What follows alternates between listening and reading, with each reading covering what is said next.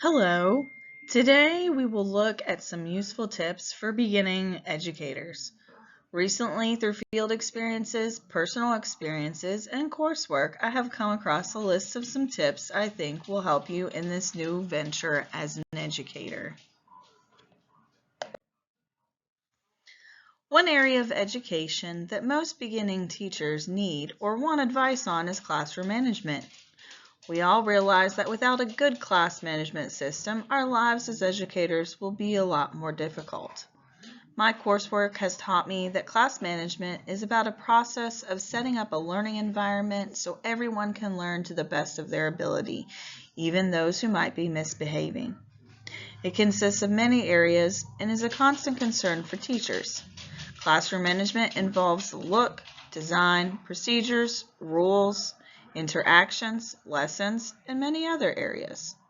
We have learned that classroom management deals a lot with preventing behaviors from happening in the first place. Sometimes, though, these behaviors happen anyways, and these lessons have helped us see what we can do when they do. With all of this, said, we will start here.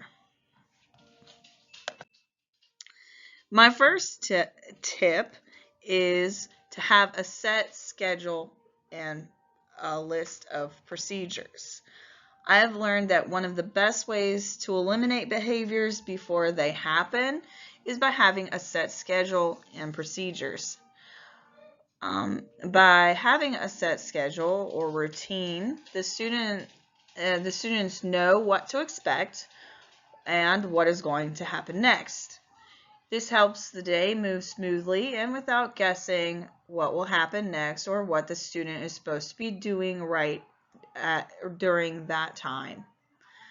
From one of my field experiences, children were supposed to be sitting crisscrossed and quiet in the hall after a bathroom break. However, the majority of the class were acting out, but when the teacher reminded them of how they were supposed to act in the hall after a bathroom break, those who were acting out did what they were supposed to.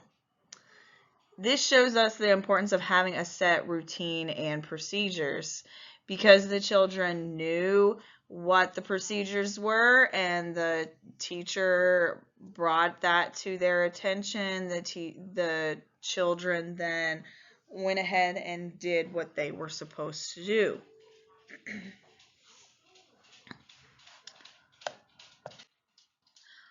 My next tip number 2, is transitions are key. Being able to make transitions flow as seamlessly as possible can be a very challenging task, but can help eliminate problem areas. When students must wait before another activity or lesson starts, this is when unwanted behaviors like talking, moving around the class, and other unwanted behaviors will occur.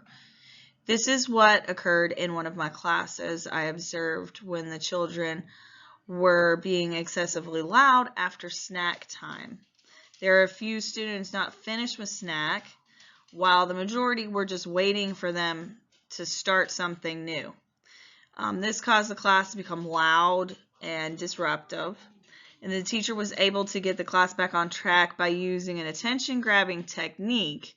However, it might have been avoided had there been a different activity for the children who were finished with their snack to do, like maybe Play-Doh or coloring activities or something like that.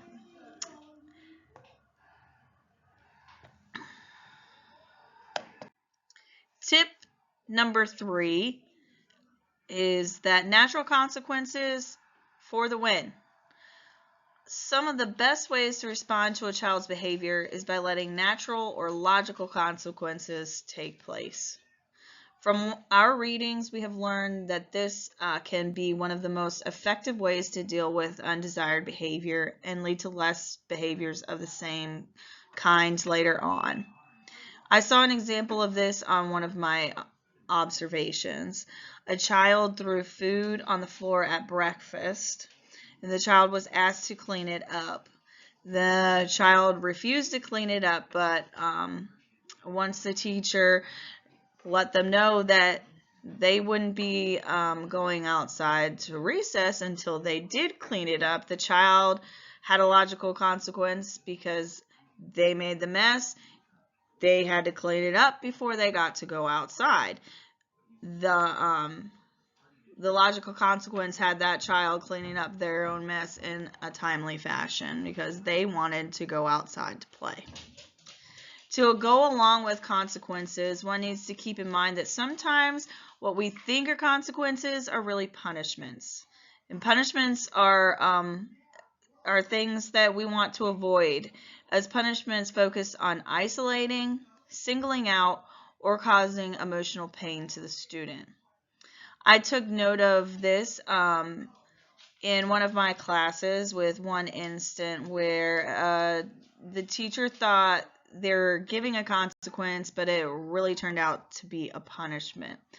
A student couldn't sit still, and they couldn't be quiet during Haggerty, so the teacher brought attention to the child, and then they isolated the child by bringing the child to the front of the class and set the child next to her. In this example, we can see several different forms of punishment which we want to try to avoid at all costs. Now, moving away from class management, let's switch gears to motivation. As educators, it is our job to figure out what motivates our students to help them learn to the best of their ability. We tend to think of motivation as something that can be defined by being lazy or hardworking. However, it's more about the students' beliefs, values, and how they feel during the learning process. This theory can be broken down into other areas to help determine what motivates them. These areas are behavior, cognitive thoughts, self-determination, expectancy, value theory, and target framework. These were the key areas that I tried to focus on when observing the classroom for my field experiences, which this then brings me to tip number 4. My fourth tip is self-motivation or self-determination is taught. So self-determination, which says that when 3 specific needs, autonomy, competence, and relatedness are met, the student is motivated. According to my research, these can look like joy, comfort, and security among our youngest students. Simply growing up does not guarantee that children will build these skills. So this is why it is so imperative that we help our youngest students learn these skills. I saw this in action in one of my class observations with one of the group activities. The students had to practice writing their names in a fun, creative way. The teacher asked each student if they wanted to use stamp markers or stickers to put on their name, like to kind of trace their name. And this gave students a sense of autonomy or joy because they got to pick how they did the activity. So they felt like they were in control of that aspect of the activity.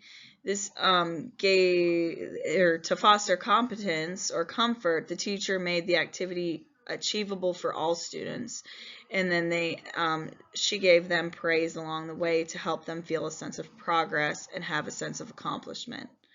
The teacher applied relatedness or comfort by having each table compare their name with each other. Each student looked at their name and other names around the table to see what letters they shared.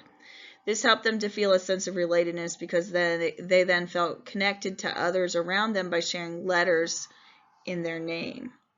We can use activities like this to foster a sense of self-determination in our youngest of students.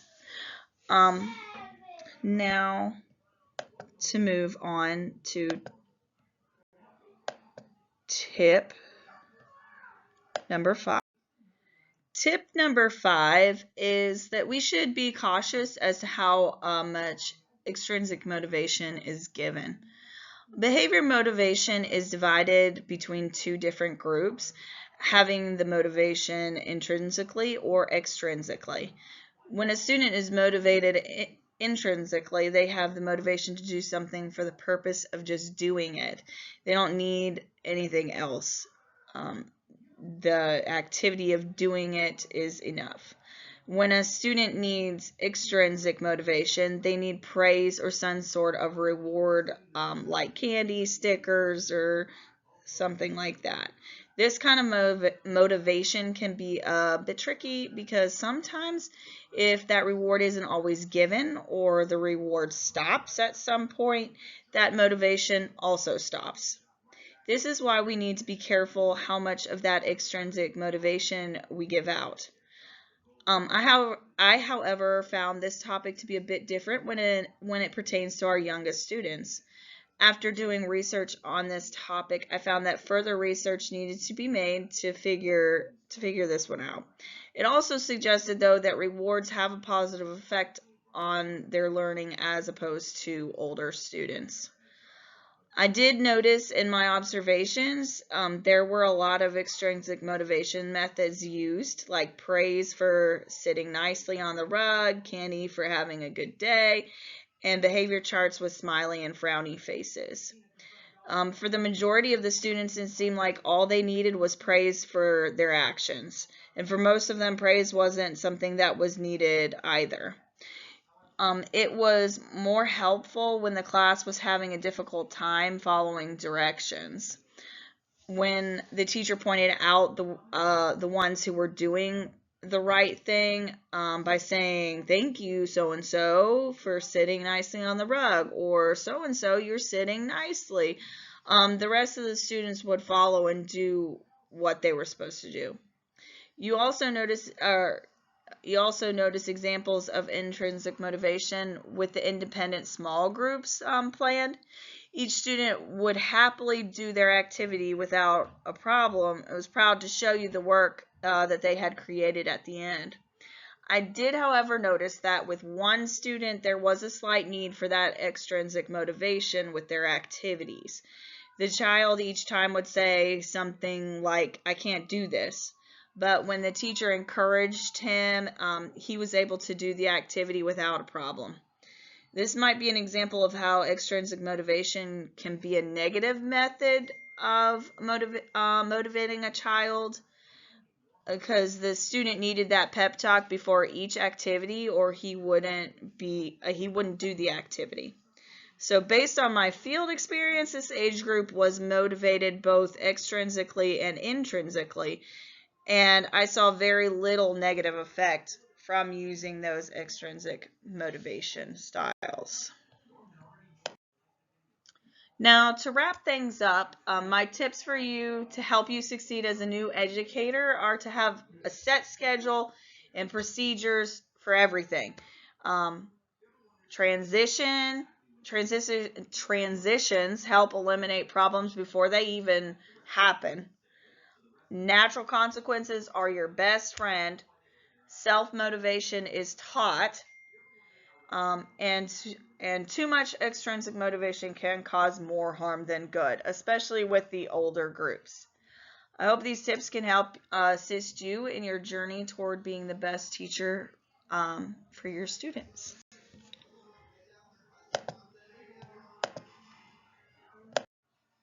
Here you can see the references, or the different references I used for my research.